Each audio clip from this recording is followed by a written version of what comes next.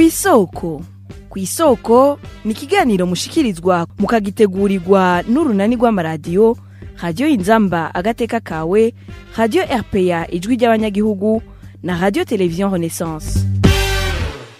Mu kwezi kwa 11 mwaka 2021 ni intambara yongera kwaduka mu buraruko bwa Kivu muri Republika Iharanira Demokarasi ya Kongo hagati y'abagwanyi ba M23 n'igisirikare ca Kongo. Iyo ntambara igitangura ntawarazi ko izomara kabiri, ariko kugeza uno munsi iracabica bigacika. Ni intambara buke buke yagiye irinjiramwo impande nyinshi gushikana igihugu c'u Burundi cemeza ku mugaragaro ko cagiye gufasha umubanyi mu kugwanya M23. Iyo ntambara kugeza uno munsi abarundi ntibayivuga ko rumwe, ariko ntisiba guhekura abana b'u Burundi. Ikiganiro kw'isoko c'uno munsi mugishikirizwa na jewe Desire Hatungimana.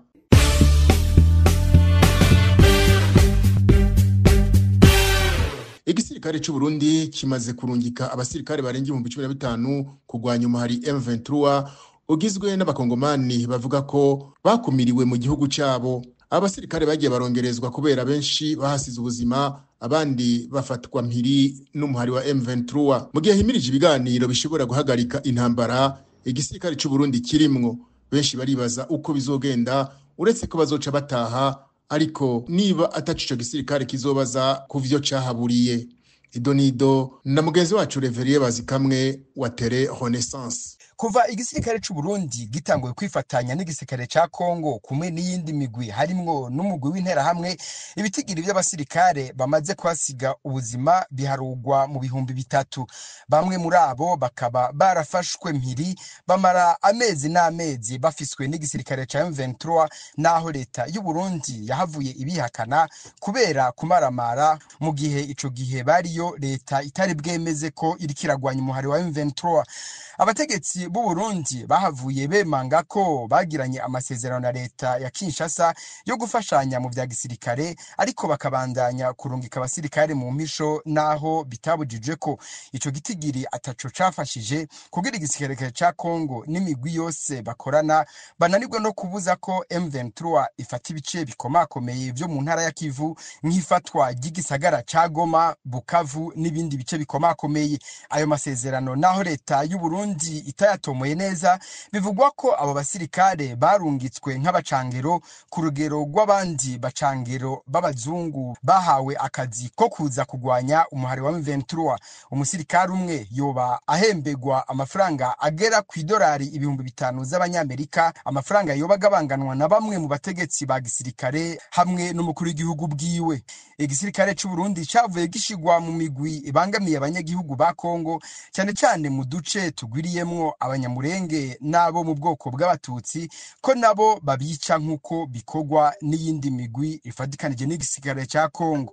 Muri iki gihe hariko havugwa ibiganiro hagati y'igihugu c'u Rwanda na leta ya Kongo, ibiganiro bizoshika no guhagarika intambara imaze igihe mu buseruko bwa Kongo u Burundi bwarungitse y'abasirikare. Ico benshi bariko baribaza nivyo igisirikare c'u Burundi hazoba hasigaye ko bataha, mbega hari ico bazoba bafise babaza muri ivyo biganiro ku basirikare bahasize ubuzima, ku vy'igisirikare c'u Burundi cahombeye, canke naho bazotaha ataco babajije, maze imiryango yahaburiye abasirikare bahamugariye bataye nk'abavuye kuragirira inarume, nk'uko bamye bababwira ko bariko bararoha abasirikare b'igihugu mu ntambara itabaraba.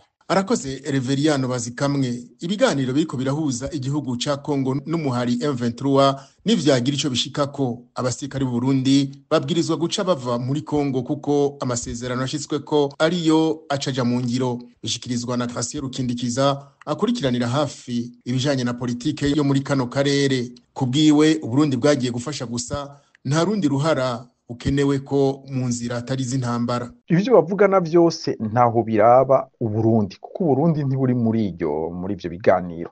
U Burundi butezwa gukurikiza ibivuzwe muri ivyo biganiro naho ari bwo bugwana. Mugabo umuntu yo kwimvira, narumvise President Ndayishimiye yavuga yuko bagiye gufasha abasoda ba Kongo nabo bagatsindwa, mu gihe bariko baratsindwa su Burundi gutsindwa. Mu bisanzwe umuntu agiye gufasha umuntu nuko uvuga uti uyu muntu ariko aratsindwa, wewe ugiye umuzanira ikindi kugira ngo atsinde. Urumva abasoda b'abarundi basanze batsindwa nabo abandi barajamwo baratsindwa, na abasoda b'abarundi baratsindwa hamwe n'abandi. Urumva rero amasezerano nayo niyaba agakurikizwa, leta y'u Burundi iteza kuyakurikiza nayone, ntishobora kubandanya kugwana kandi amasezerano yarasinywe. Mu bisanzwe bazoca bava muri Kongo basubira i Burundi. Kica kijanye rero ni kwimvira ati none abarundi ko bagiyeyo bavuye ataco batahanye.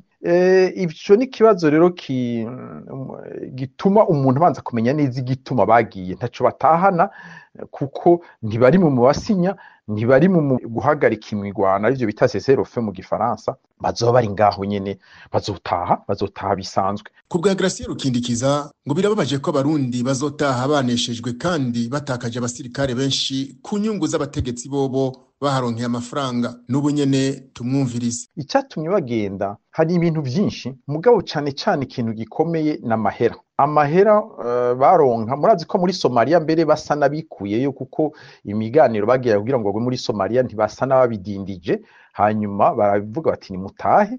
Murumva yuko bavuyeyo kuko bazi baro y'ahandi. Amahera yo muri Somalia yaronka abasirikare, perezida w'igihugu nta menshi yaronkako. Mugubu muri Kongo perezida w'igihugu aronka 5,500 vy'amadolari ku musirikare umwe ku kwezi, n'amahera menshi gose. Niba baronka abo menshi ni 70 canke 100 ku kwezi abahamwe, urumva n'amahera menshi. Muri ico gihe aba yararungitse abasirikare b'abarundi kugwana kugira ngo aronka ayo mahera. Iki naco nuko yibaza ko ahura n'abanyarwanda, igisoda cyo mu Rwanda kugwanirayo, nkuko umengo haba haragiye kugwana ibintu vy'amoko. Mugabo rero hari ikintu benshi batiyumvira, cane cane abantu baba basivile.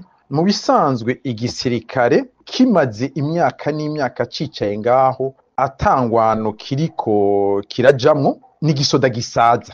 Ikakarero nabahaye ka Tanzania, no hana karero kandi ka Afrika y'Epfo. Afrika y'Epfo nta mwansi gifise ubu, hanyuma muca mubona bagiye muri Kongo nyene bari bameze n'abantu basigara batazi kugwana. Ibihugu byinshi rero bimwe cane cane bitwagwa n'abantu bagiye mu gisirikare barashobora kuvuga bati igisoda cacu kicara ngaha kikaba gifise nk'umuntu boshobora kugwana mu myaka si vyiza. Ndabaha akarorero ku Burundi. Uburundi bashobora kuvuga bati turi ngaha hariko Rwanda turashobora kugwana kuko nitwumvikana. Mu gihe rero tugwana ubu bari muri Kongo, turakeneye ko abasirikare bacu bimenyereza kugwana. Abasirikare naho baja gupfa bagahwera, ivyo ni kibazo c'imiryango yabo, si kibazo c'utwara ico gihugu avyumvira uko. Aravuga ati abazopfa bazopfa, mugabo bazogaruka bafise experience. Nino ngaha duce dusozerera kino kiganiro kw'isoko. Cari kiganiro kw'isoko.